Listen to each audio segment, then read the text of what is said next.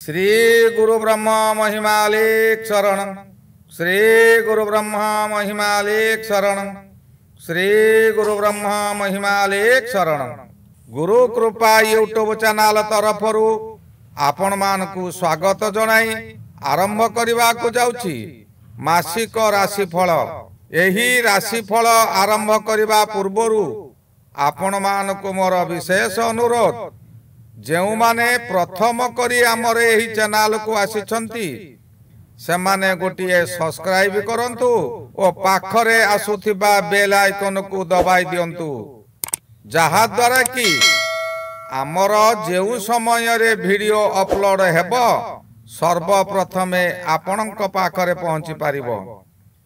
आपण मानको एही ठारे मु कहि रखुची, जेउ मानकर विवाह विलंब हेलानी, बहु चेष्टा करी सेमानकर विवाह होई पारु नाही, किंबा कौनसी ठारे आपण चाकरी करी मध्य हैरान हेउछंती, चाकरी सकाशे आपण बारंबार चेष्टा करी मध्य फेल हेउछंती, सेमानकर जन्म तारीख, जन्म समय और जन्म स्थान निम्न रे जेउ मेल आईडी दिया जाइछि सेई मेल आईडी रे ताहा प्रेरण करंतु।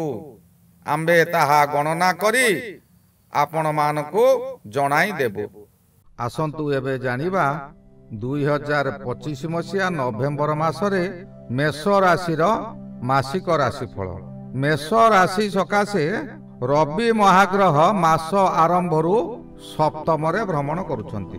सप्तम रवि अशुभ फल दियंती, जहाँकि मनुष्यर मथा को विचलित कर दियंती। सप्तम रे जेउ समय रे रवि भ्रमण करंती से समय रे हठात विपद मारी आसीबो।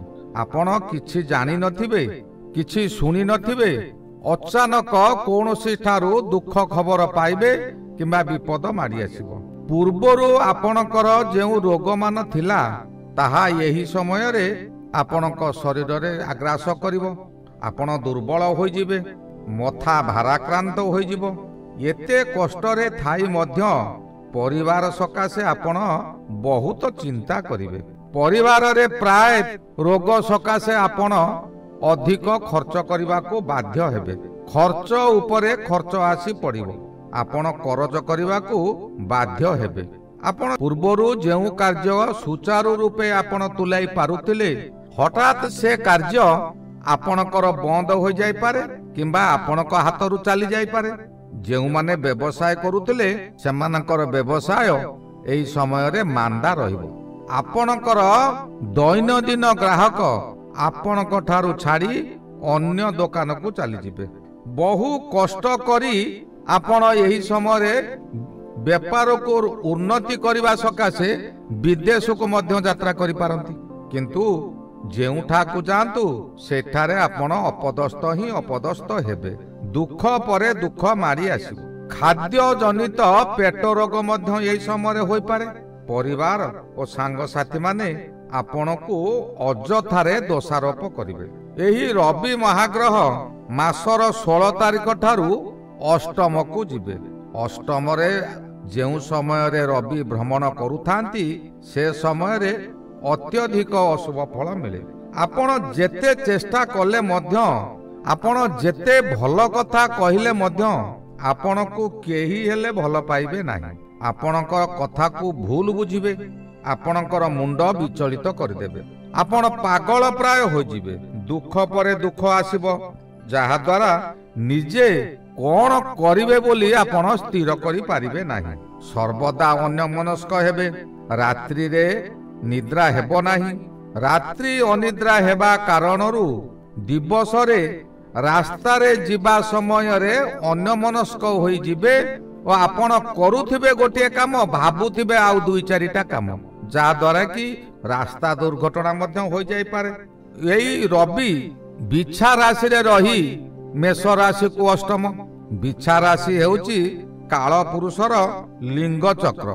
एही समय रे आपणकर कोनोसी लिंग जनित समस्या देखा दे पारे, किंबा ଆପଣଙ୍କର ପୂର୍ବରୁ କୌଣସି ପ୍ରେମିକ କିମ୍ବା ପ୍ରେମିକା ଥିଲେ ଏହି ସମୟରେ ସେମାନେ ଆପଣଙ୍କୁ ଧୋକା ଦେବେ, ଦରକାର ପଡ଼ିଲେ ଆପଣଙ୍କୁ ଜେଲ ମଧ୍ୟ ପଠାଇ ଦେଇ ପାରିବେ। ମଙ୍ଗଳ ମହାଗ୍ରହ ଏହି ଅଷ୍ଟମରେ ଅଛନ୍ତି।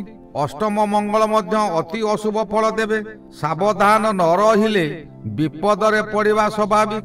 ଅଷ୍ଟମ ମଙ୍ଗଳ ଯେଉଁ ସମୟରେ ବ୍ୟକ୍ତିର ଚଳନ ହୁଅନ୍ତି ସେ ସମୟରେ ମନକୁ ବ୍ୟାକୁଳିତ କରିଦିଏ।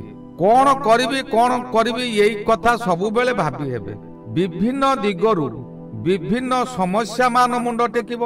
ଅତ୍ୟଧିକ ଦୁଶ୍ଚିନ୍ତା ଆପଣଙ୍କୁ ବ୍ୟତିବ୍ୟସ୍ତ କରି ପକାଇବ। ଏହି ସମୟରେ ଆପଣଙ୍କର ଯାନ ଦୁର୍ଘଟଣା ମଧ୍ୟ ଘଟିପାରେ। ଆପଣ ସାବଧାନ ହୋଇ ରାସ୍ତାରେ ଚଳପ୍ରଚଳ କରନ୍ତୁ, ନଚେତ୍ ଆପଣ ଯାଉଥିବେ ଜାଣିନଥିବେ ଅଚାନକ ଆପଣଙ୍କ ଉପରେ ଯାନର ଦୁର୍ଘଟଣା ଘଟିବ।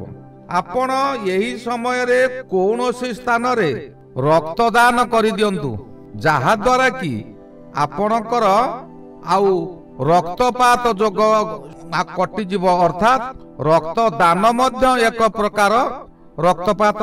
ରାସ୍ତାରେ ରକ୍ତ ଅଯଥାରେ ଦେବା ଅପେକ୍ଷା କୌଣସି ଠାରେ ରକ୍ତଦାନ କରିଦିଅନ୍ତୁ, ଆପଣ ଦୁର୍ଘଟଣାରୁ ମୁକ୍ତି ପାଇଯିବେ। ବୃହସ୍ପତି ମହାଗ୍ରହ ଏହି ସମୟରେ ଚତୁର୍ଥ ବୃହସ୍ପତି ମଧ୍ୟ ଅଶୁଭ ଫଳ ଦିଅନ୍ତି। ଆପଣଙ୍କର ଅଶାନ୍ତି ଦିନକୁ ଦିନ ବଢିଯିବ। ବୋଝ ଉପରେ ଲଳିତା ବିଡ଼ା ପରି ସଦୃଶ୍ୟ ହେବ। ଆପଣ ବହୁ ଭୟ ଭିତରେ ଅତିବାହିତ କରିବେ।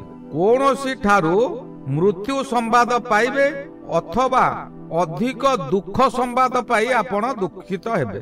ଆପଣଙ୍କୁ ଆପଣଙ୍କର ଆତ୍ମୀୟ ସ୍ୱଜନ, ପରିବାର ବର୍ଗ, ବନ୍ଧୁବାନ୍ଧବ ଅଧିକ ମାତ୍ରାରେ କଷ୍ଟ ଦେବେ। ଜୀବନ ପ୍ରତି ଅଧିକ ଭୟ ରହିଛି। ଆପଣ ଯାହା ବି କରନ୍ତୁ ତହିଁରେ ଖାଲି ଦୁର୍ନାମ ବ୍ୟତୀତ ସୁନାମ ମିଳିବ ନାହିଁ। ପ୍ରତ୍ୟେକ ସ୍ଥାନରେ ବିରୋଧର ସମ୍ମୁଖୀନ ହେବେ। ଆପଣ ଯେକୌଣସି କାର୍ଯ୍ୟ କରନ୍ତୁ ସେ କାର୍ଯ୍ୟରେ ଆପଣ ବିରୋଧୀ ହେବେ। କେତୁ ମହାଗ୍ରହ ଏହି ସମୟରେ ପଞ୍ଚମରେ ଅଛନ୍ତି। ପଞ୍ଚମରେ କେତୁ ଭ୍ରମଣ କରୁଥିବା ସମୟରେ ଆପଣଙ୍କର ଅଶୁଭ ଫଳ ଦିଅନ୍ତି, ଯାହାଦ୍ୱାରା କି ପଞ୍ଚମ କେତୁ ଏପରି ଅଶୁଭ ଫଳ ଦେବେ ଆପଣ ଖାଲି ଅପମାନ ପାଇବେ। ପଞ୍ଚମ ଘର ହେଉଛି ଜ୍ଞାନ ଘର। ଆପଣଙ୍କୁ ଅଜ୍ଞାନ କରିଦେବ କିମ୍ବା ଆପଣଙ୍କର ଜ୍ଞାନକୁ ଆପଣ ବିନିଯୋଗ କରିପାରିବେ ନାହିଁ। ଆପଣ ଯାହାକୁ ଯାହା କହିବେ ତହିଁରେ ସେମାନେ ଆପଣଙ୍କ ସହିତ କଳହ କରିବେ। କୌଣସି ଠାରୁ ଆପଣ ପୂର୍ବରୁ କରଜ କରିଥିଲେ ସେ କରଜ ଏହି ସମୟରେ ସୁଝି ପାରିବେ ନାହିଁ। କରଜ ଦାତା ମାନେ ଆପଣଙ୍କ ଉପରେ ଚାପ ବୃଦ୍ଧି କରିବେ। ପରିବାର ମଧ୍ୟ ଆପଣଙ୍କୁ ସହଯୋଗ କରିବେ ନାହିଁ। ଏହି ସମୟରେ ପରିବାରରେ ସନ୍ତାନ ପୀଡ଼ା ମଧ୍ୟ ହେବ। ଏହି ସନ୍ତାନ ପୀଡ଼ା ସକାଶେ ଆପଣ ବାଧ୍ୟ ହୋଇ କରଜ କରି ରୋଗ ଭଲ କରିବାକୁ ଚେଷ୍ଟା କରିବେ।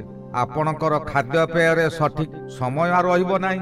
ପେଟ ଗଣ୍ଡଗୋଳ ହେବ, ଦଣ୍ଡିସି ରୋଗ ଆଦି ହୋଇପାରେ। ଏତେ କଷ୍ଟ ଭିତରେ ଆପଣଙ୍କର ଶନି ମହାଗ୍ରହ ଦ୍ୱାଦଶରେ ରହି ଆପଣଙ୍କର କର୍ମର ଫଳ ଦେବେ। ଆପଣ ଏହି ସମୟରେ ସତ୍କର୍ମ କରନ୍ତୁ, ମଥାକୁ ବିଚଳିତ କରନ୍ତୁ ନାହିଁ। ଦିନ ରାତି ଇଏ ଯେପରି ପରସ୍ପର ବିରୋଧୀ।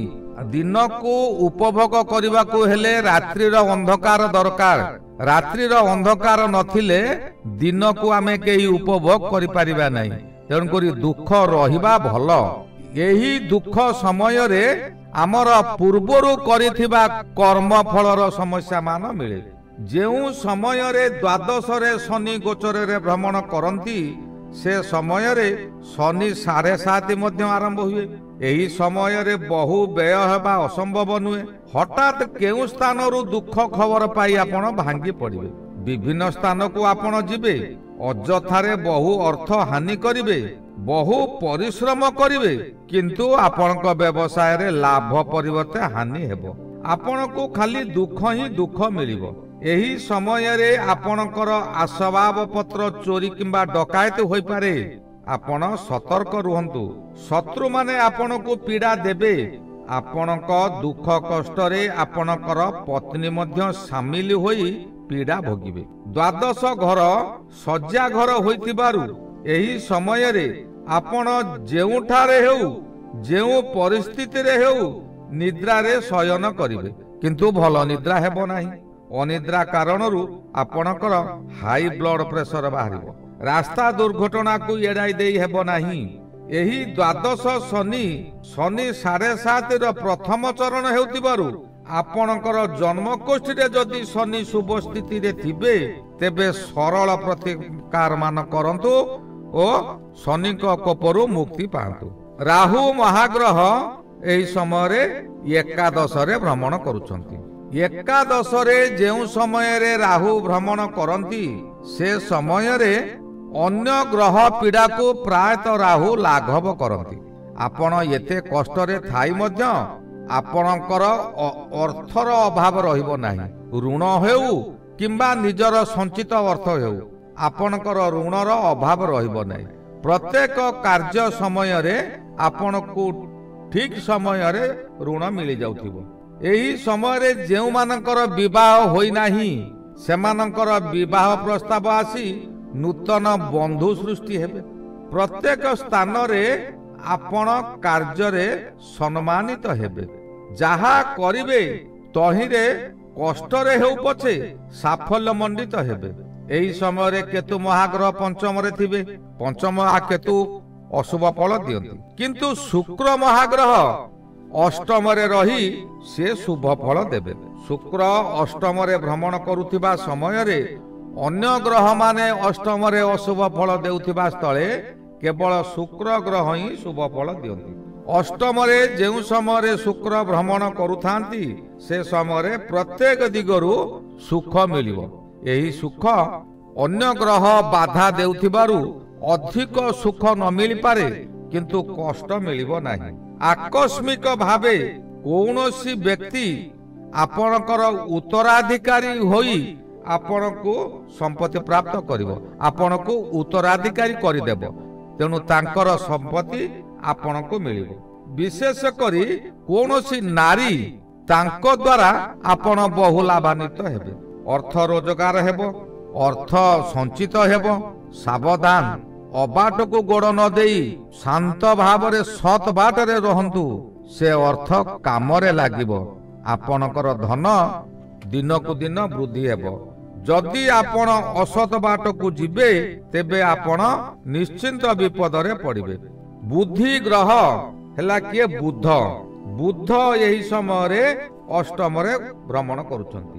ଅଷ୍ଟମରେ ଯେଉଁ ସମୟରେ ବୁଧ ଭ୍ରମଣ କରୁଥାନ୍ତି, ଯେହେତୁ ବୁଧ ହେଉଛି ବୁଦ୍ଧି ଗ୍ରହ, ଆପଣଙ୍କର ବୁଦ୍ଧି ବଳରେ ଆପଣ ବହୁ ବିପଦରୁ ଉଦ୍ଧାର ପାଇଯିବେ। ଯେଉଁ ବ୍ୟବସାୟ ଆପଣଙ୍କର ମାନ୍ଦା ହେଉଛି ତାହା ନିଜର ବୁଦ୍ଧି ଖଟାଇ ତହିଁରେ ଆପଣ ଲାଭାନ୍ୱିତ ହେବାକୁ ଚେଷ୍ଟା କରିବେ। ନିଜ ଚେଷ୍ଟାରେ ଆପଣ ଉଚ୍ଚକୁ ଉନ୍ନୀତ ହେବେ। ଯେଉଁମାନେ ଚାକିରି କରିଛନ୍ତି ସେମାନଙ୍କର ଏହି ସମୟରେ ପଦୋନ୍ନତି ହୋଇପାରେ କିମ୍ବା ତାଙ୍କର ବେତନ ବୃଦ୍ଧି ହୋଇପାରେ। ଯେଉଁମାନେ ବହୁ ଦିନରୁ ସନ୍ତାନ କଷ୍ଟ ଭୋଗ କରୁଛନ୍ତି ସେମାନଙ୍କ ସକାଶେ ଏହି ସମୟରେ ବୁଧ ଗ୍ରହର ପ୍ରତିକାର କଲେ ସନ୍ତାନ ପ୍ରାପ୍ତି ହେବାର ସମ୍ଭାବନା ଅଧିକ ଅଛି। ଏହି ଗଲା 2025 ମସିହା ନଭେମ୍ବର ମାସରେ ମେଷ ରାଶିର ମାସିକ ଭାଗ୍ୟଫଳ। ଶ୍ରୀ ଗୁରୁ ବ୍ରହ୍ମ ମହିମା ଅଲେଖ ଶରଣ। ଶ୍ରୀ ଗୁରୁ ବ୍ରହ୍ମ ମହିମା ଅଲେଖ ଶରଣ। ଶ୍ରୀ ଗୁରୁ ବ୍ରହ୍ମ ମହିମା ଅଲେଖ ଶରଣ।